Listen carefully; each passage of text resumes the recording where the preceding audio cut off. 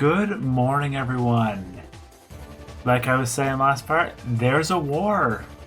We're actually gonna go look at the intro before I get really into it. 1,000 years have come and gone since that fateful day. Oh, it's Togsday.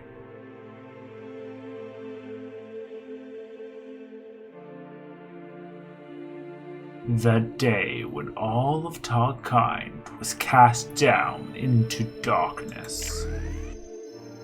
Oh no. Crown. Party hat, crown. It's fine. I wonder if this is reference to the first Togsday? But I wasn't around for that.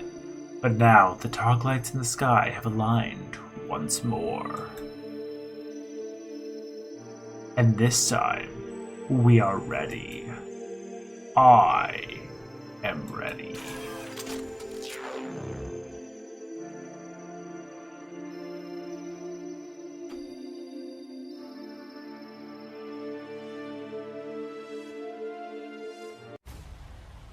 Togsday 2.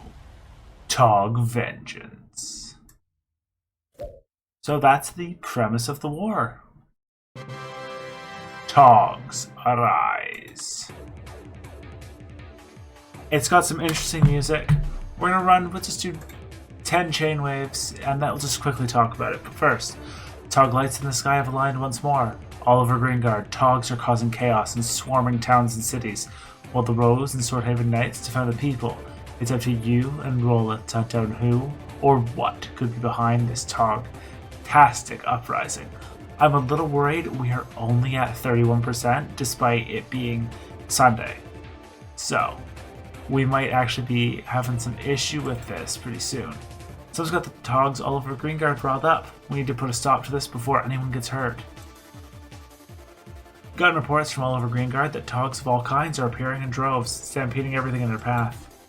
While it's somewhat chaotic, even this level of organization is highly unusual for Togs. If they're not stopped, it'll only be a matter of time before they overrun the entire kingdom. We need to find out who or what has got the Togs all riled up, put a stop to it before it's too late. Alright, so we're in the Sand Sea. I've went as Pirate because if I needed it, I have options to use the potions. I can collect more potions whenever, if it really was a super tough one. But the fact that we have an opening gambit plus our cannon, I've not come across any issues running through this. You saw I did 225 waves. I was actually about to grab the that sword that it recommended. Sorry, that item it recommended. The Excellence or whatever set. But one, this war is not considered elementals. Oh, we wound up with Sansi again. Alright. It's not considered elementals, which means I wouldn't be getting a direct benefit from it. Lots of reptilians, which I wonder if Dragon Slayer would be helpful here. Or is it just Dragonkind? I thought reptiles were part of it, but I didn't look into it enough. Either way, we're doing great as Pirate, just kind of melting most of the enemies that we come across. And like, if it lives... I have Nova if it lives by over like 100, otherwise regular attack works. Oh, now we're over in Oaklore.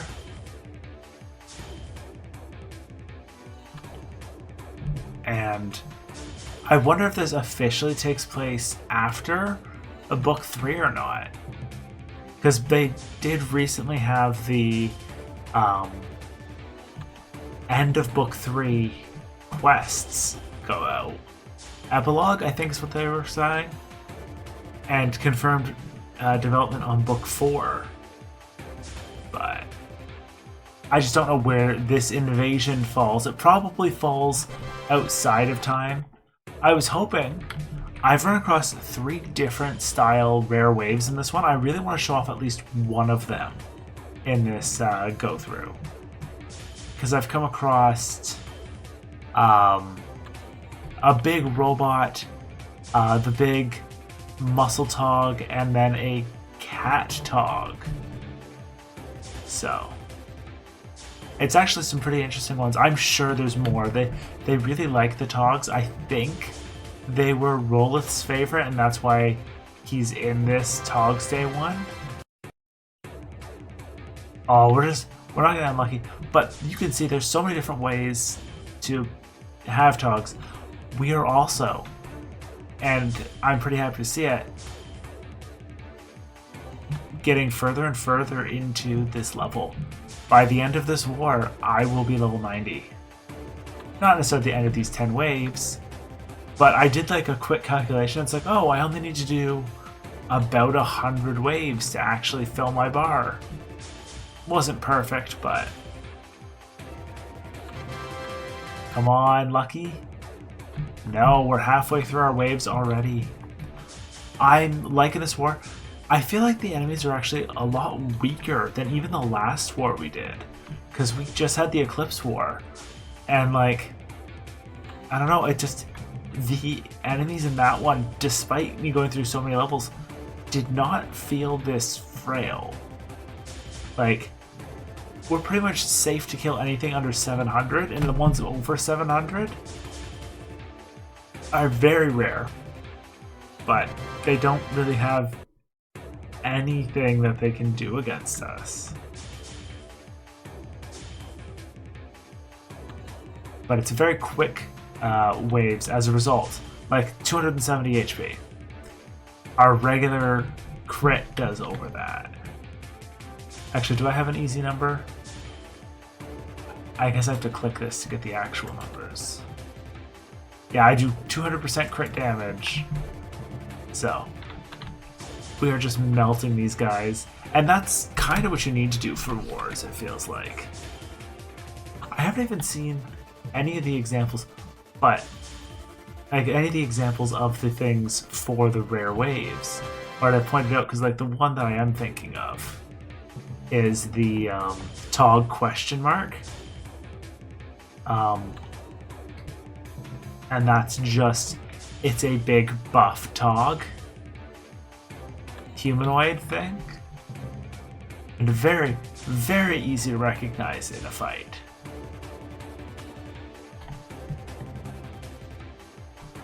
Undertog. A lot of them don't have weaknesses or resistances, but it's not enough to help them. Since we're barely using 150. It's going to really hold out till the last wave, isn't it? But yeah, we can show off, because I did on Monday last week ask about specific items you guys recommended, and I was kind of directed to one of the guides, which did honestly break down which ones are good and why.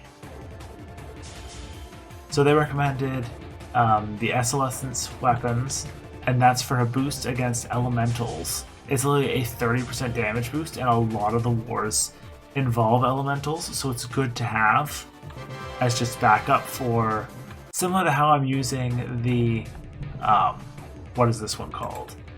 The Doomed Eclipse Blade, because it gives us this, increases bonus by level divided by 5 when using Light or Darkness, and Light and Darkness is what I use. So it's just a nice free set of bonus. That effect would be able to be put. However, I went to grab it earlier and it needs, I think it was 10 Athean armaments, and the way I saw to get those is burn a bunch of Defender's medals. I am sure we could probably get around that and, oh come on, 1 HP. We could probably get around that and use, no luck. Get around that and use Defender's medals, but it might also be just available from the war. The other upgrades they suggested was actually, oh, I think I rolled right past it. Defender Cannon. So you had a bunch of Defender medals all saved up, nothing to use them on. Why not load them into a cannon and shoot at your foes? Requires 2,000 Defender medal. This is the, like, right after the equipment that we already have. We picked up a lot of that, and it has 4 levels. So we've got the Mark 1 one for 2,000. Mark 2 requires Mark 1, so that's 5,000. 9,500. And another 14. So we have 14,000 defender medals. Gets this, but this actually seems like a pretty solid trinket. We're not quite going to that one yet. The other example they had was Elemental Unity, which used to be 500 defender medals per level. Now they've changed it so it's down to 100. And it has, how many levels of it? 15, I think? Yeah, 15, which is another 5 all resist. This is the best trinket. So, it is very tempting for me to pick that up. For warring and whatnot, it would be worth it to get the Defender Cannon. And if I don't feel like buying, because the only downside to the Defender, like the Unity, is the only way to get the initial base of it is to buy it. It's a real money thing, so it's kind of a pay-to-win item. But I'm sure they'll give us enough options otherwise. But let's show off where, and in fact, I will even attempt to do a few waves of that. We're going to go from here into the, nope, not the timeline, into the travel map. I showed this off way back at the beginning, before we got our Doom weapon, that you can go to this area and see the Wrath of Vorgoth, which, here's where you get the Evanescence set. If we want a staff, since we are a mage, weapons do 30% more damage to elementals, and it's a water weapon, so that'll be helpful for us just covering it. It requires 100 defender medals and 10 Altea armaments, which are right here, 50 defender medals each. So tempting.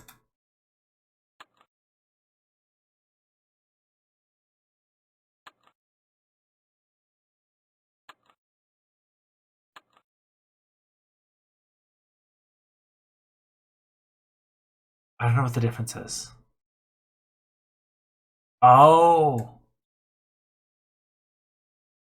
There's a dragon set and a non-dragon set. I'll have to be careful. So we're gonna go right to battle and give this a shot. Already looking pretty good. Feels very similar to our current war vibes. And if you're just after XP, this is a pretty good way. Possessed Cryptic. Are these gonna be all of the Athenian classes too? Possessed Riftwalker and, well, I'll just take him out that way. Riftwalker and Ascendant. Yeah, it is the classes. I am not used to seeing a multi-fight, like a multi-enemy fight here. Didn't get it. I will do one more,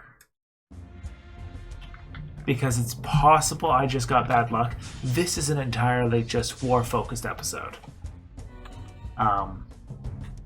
It's possible that they actually removed the chance of the armaments dropping, in which case the sword I'm after is 600 instead of 100 defender's medals, but